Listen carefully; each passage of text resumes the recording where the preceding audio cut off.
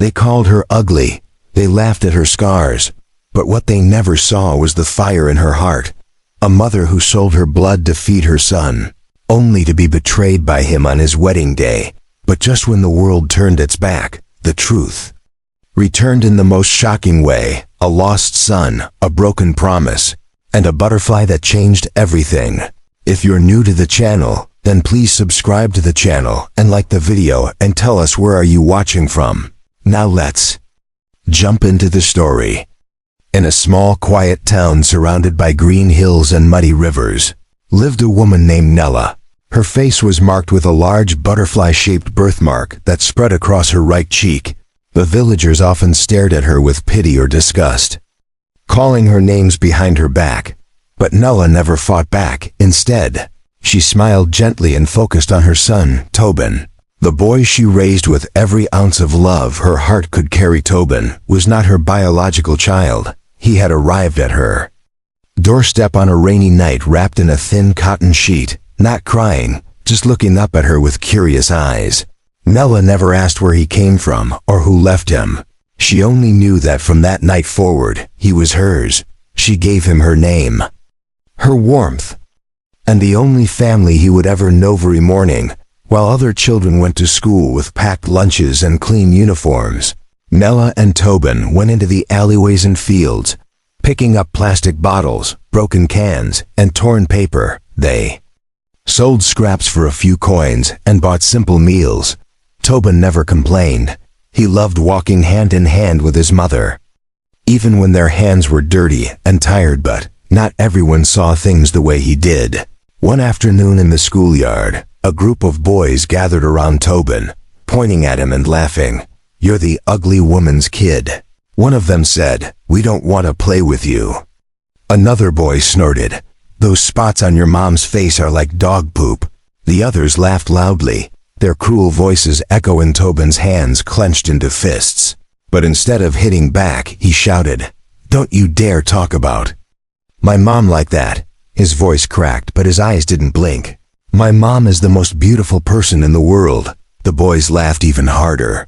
"He's gone crazy," they said. "Run away before he starts crying." Nella found Tobin sitting under a tree later that evening, his shoulders shaking. "What's wrong, my boy?" she asked, placing her rough hand on his soft hair. "I'll never play with Ego and the others again." Tobin sniffed. "They said you're ugly, but you're not ugly at all, Mom. You're not. I know you're not." Nella knelt down beside him, her eyes soft like a late sunset. "Then that's all that matters," she whispered. "As long as you don't think I'm ugly, nothing else anyone says matters to me at all." Tobin looked up and blinked away his tears. "This mark on your face, it looks like a butterfly resting on your skin," he said. "That makes you the most beautiful mom in the world." Nella smiled, the kind of smile that holds both pride and pain. "My Chang will protect his mother forever, right?" she said. "Forever and ever." Tobin promised to lift his spirits. Nella suggested they take a rare trip to the city. "I've been saving up," she said. "We'll buy some meat today. What would you like to eat?" "Meat," Tobin grinned. "Real meat, not the dry fish bones from last week." They walked hand in hand to the edge of the village, laughter bubbling between them. But the skies had other plans. Gray clouds rolled in fast, thick with thunder, and soon the river swelled and broke their banks. A sudden flood crashed through the village with roaring force. Nella screamed for Tobin as the water separated them, her arms reaching through the current, his small body slipping further away. "Chang, hold on," she cried. Chang villagers ran and screamed, rooftops floated, trees toppled, and amidst the chaos, Nella was knocked unconscious by a wooden beam. When she awoke, she was in a shelter filled with soaked blankets and hushed prayers. She searched for Tobin for days, asking every stranger if they had seen a boy with bright eyes and a wide smile. "Many bodies haven't even been found yet," someone whispered. "Maybe the river took him." Nella refused to believe it. "My Chang is not gone," she repeated like a song.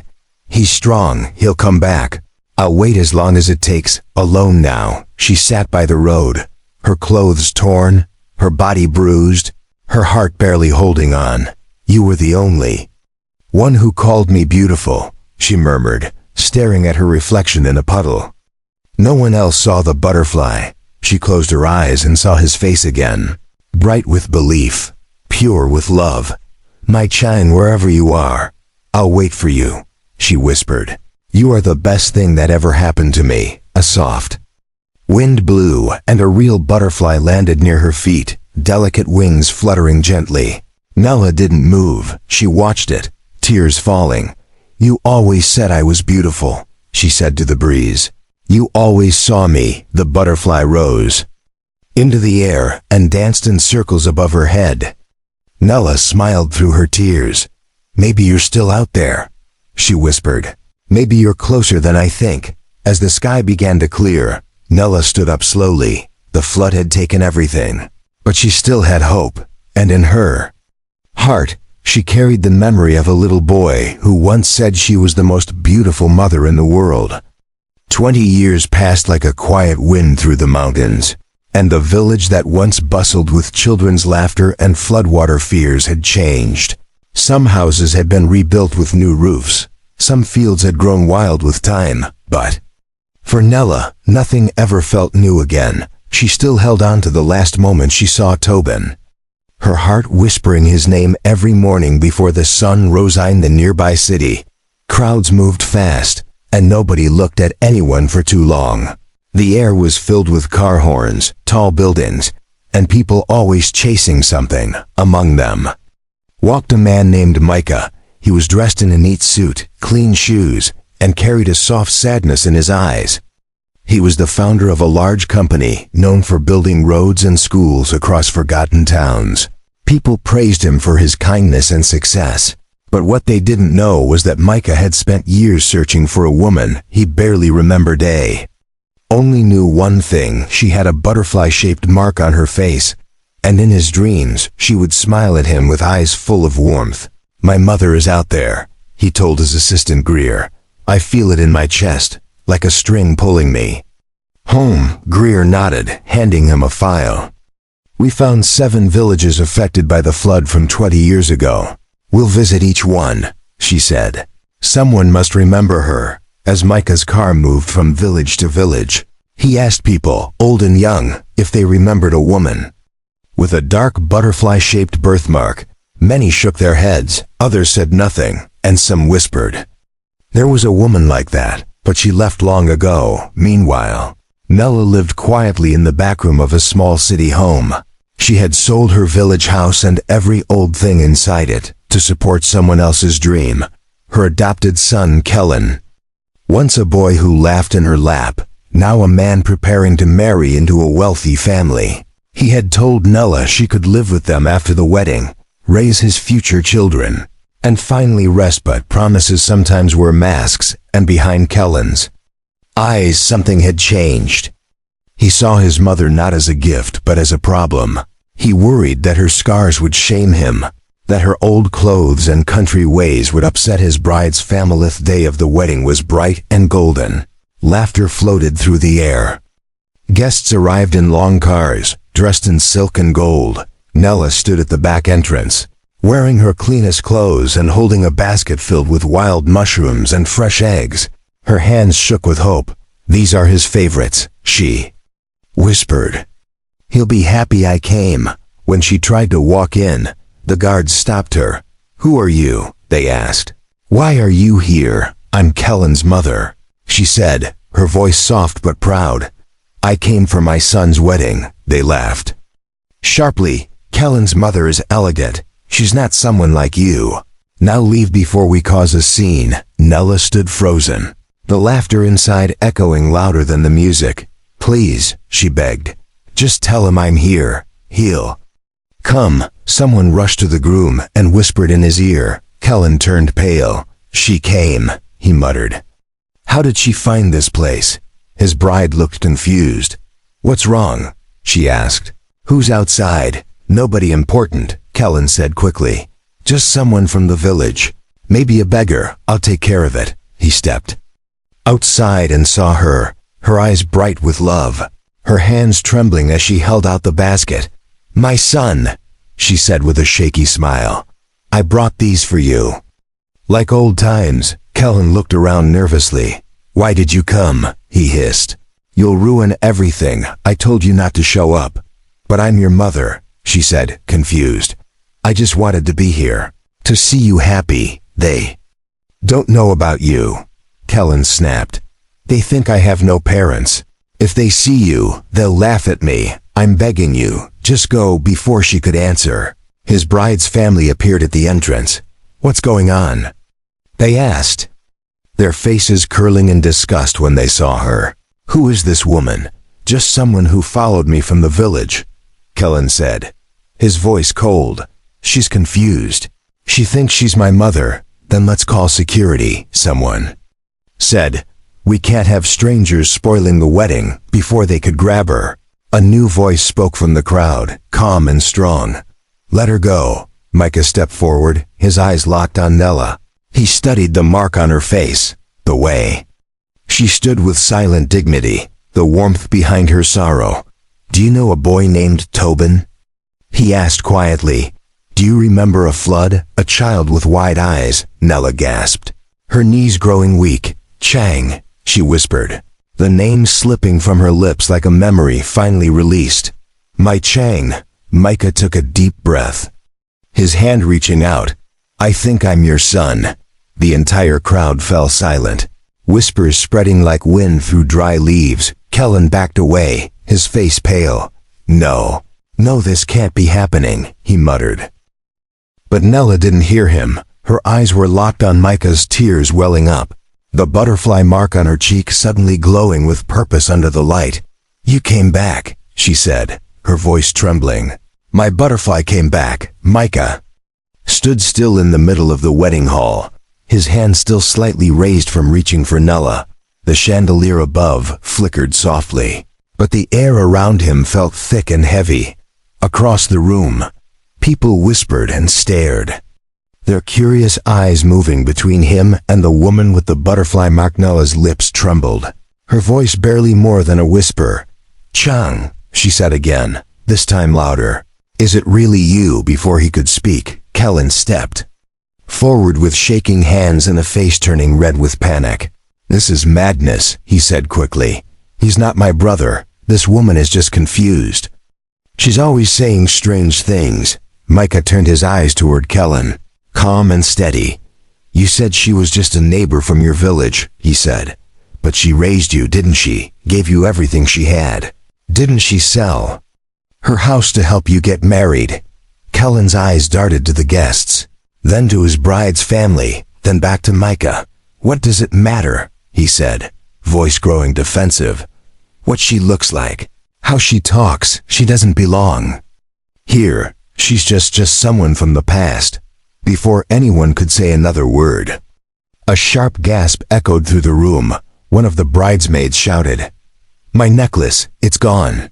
She held her neck, eyes wide.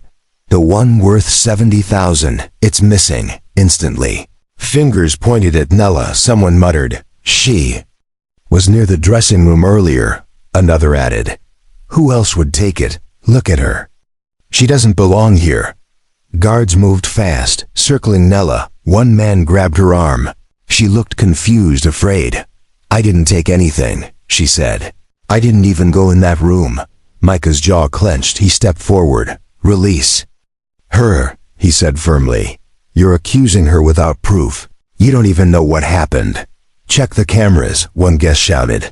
If she's innocent, the footage will prove it. The bride's father nodded and sent someone to the security room. Tension filled the hall like storm clouds rolling over the sea. Nella stood quietly, eyes down, hands folded, as if she had faced this storm before. When the footage finally played, the entire room went silent. On the screen, a woman in a white gown was seen removing her necklace in the dressing room and placing it on the table. Moments later, she knocked over a box of hairpins, and in a rush to pick them up, forgot the necklace. Nobody else entered the room. The same bridesmaid who had screamed now covered her face. I must have forgotten it there, she said. I'm sorry. I didn't mean to cause trouble. Micah looked around the room. But you all meant to accuse her, didn't you? His voice echoed through the space. Soft but sharp, because of how she looks, because she didn't fit your picture of wealth and beauty. You were ready to throw her out and call her a thief. Kellen's bride stepped forward. Her eyes narrowed. So what if she's not a thief? She said. This isn't her place. She's not one of us. Then who is? Micah asked, walking slowly across the room. Someone who wears silk but lies. Or someone who raised a child with love and sold her own blood to support him. The bride turned pale and looked at Kellen. Sold her blood, she repeated. What is he talking about? Kellen avoided her gaze, his voice tight. She offered. I didn't ask her to. She chose to. Micah turned to the guests, then to the bride's family. This man, he said, pointing at Kellen, has no honor. He left the woman who raised him standing outside like trash. While he fed strangers and posed like a prince, the bride's father looked at Kellen with cold eyes. You told us you were an orphan, he said. You lied, and worse, you're ashamed of your own mother. She's not even my real mother. Kellen snapped. She's adopted me. She's not blood. None of this matters. Nella didn't speak. She just looked at him. Her eyes filled with something deeper than pain. It was disappointment, like a river that had stopped flowing after too many stones had blocked its path. Micah stepped beside her, placing his hand on her shoulder. Whether she gave birth to you or not, she is still the one who gave you everything, he said. And today, you gave her nothing but shame. The bride's family turned away, embarrassment clear on their faces. Guests began to murmur.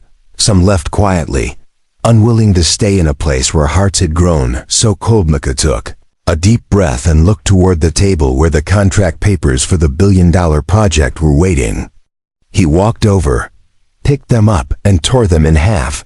The sound of the paper ripping echoed like thunder in a quiet valley. This deal is canceled, he said calmly. Your company won't receive a single coin from mine, and if you ever treat another human being the way you treated her, you'll answer to me directly. Someone tried to speak, but Micah raised a hand. Don't apologize to me, he said. Apologize to her, or better yet, look at your own reflection and ask what kind of person you've become. He turned to Nella, his voice now soft. Mother, let's go home.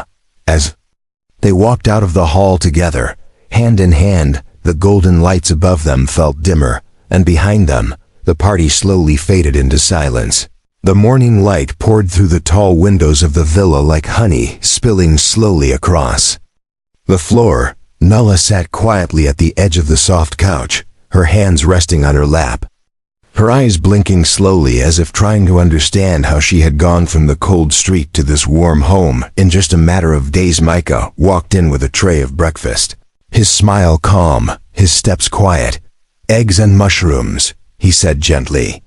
Just the way you used to make them. Nella looked up, her lips twitching into a small smile. You remembered, she whispered. My Chang, you really are him. He sat beside her, holding her hand.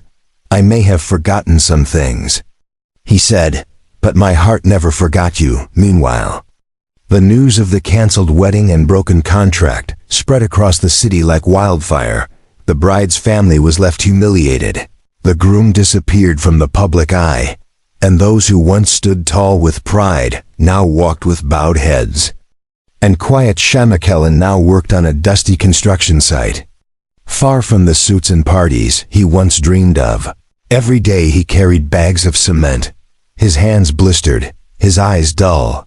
The name of his mother echoed in his mind each night, and though he tried to forget, guilt clung to him like shadows on his back. Back at the villa, Micah had planned something special, a birthday banquet for Nella. A celebration not just of her age but of her survival, her sacrifice, her spirit. He invited villagers, old friends, and those who once helped Nella when times were hard. As the hall filled with music and lanterns, guests arrived dressed in colors and kindness. Plates of home-cooked food were placed on every table, and at the center sat Nella, wearing a new dress, her hair brushed gently, the butterfly mark on her cheek glowing under soft golden lights. When Micah stood to speak, the hall Fell silent. This woman, he began, raised 2 boys. One by fate and one by love. She had little, but gave everything.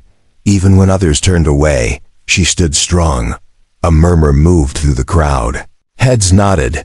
Tears welled in a few eyes. Villagers remembered the woman who once gave them eggs. During winter, who smiled at strangers even after the flood took her world. She was called ugly. Micah said, voice steady, "But she taught me what beauty really means. Beauty is kindness. Beauty is sacrifice. Beauty is the face of a mother who never gave up on her son." The guests stood and clapped, not loud or wild, but steady and full of heart. Nella lowered her head, her hands covering her face, trying to hide the tears that rolled freely now outside. The hall, someone stood watching from a distance. Kellen, his clothes covered in dust, a gift bag in one hand, shame in the other. He didn't step inside. He simply watched his mother laugh for the first time in years. "You should go in." A man beside him said, one of the villagers, "It's her birthday. Say something to her." Kellen shook his head. "I don't deserve to," he whispered. "I don't deserve to be her son." "Then stop being her mistake," the villager replied, "and start being her son again." But Kellen stayed where he was, frozen between guilt and fear, and slowly turned away, disappearing into the night like a shadow fading at sunrise back inside. Micah guided Nella to a chair at the head of the table. "You were the roots of everything I've grown," he said. "So tonight, the roads built by my company, the bridges over rivers, the homes in forgotten towns, they will all carry your name. The Nella Foundation will build a future for those who had no voice. Just like you once had none." Nella covered her mouth with her hand, her shoulders shaking. She looked around at the room filled with people, the smiles, the light, the warmth. And she whispered, "I never thought I would see a day like this." Micah leaned close and said, "You didn't just see it, you built it." Days later, they returned to their old village, walking side by side on a newly paved road. Flowers blooming at the edges, kids playing nearby, elders sitting on porches telling stories. The same road where she once cried, now carried joy under her feet. "It's beautiful," Nella said softly. "You made it beautiful." "We did," Micah replied. "You gave me strength, and I gave it back to the world." As they walked, a butterfly landed on Nella's shoulder, its wings soft and still. She smiled and raised her hand gently. "Look," she whispered, "my butterfly came back again." Micah looked at her, eyes warm with pride. "You've always been the butterfly, Mom," he said, "strong enough to fly, gentle enough to love, and brave enough to carry us both." The wind picked up slightly, rustling the trees, as mother and son continued down the road, hand in hand, leaving behind a trail of memories and carrying forward a future built on love.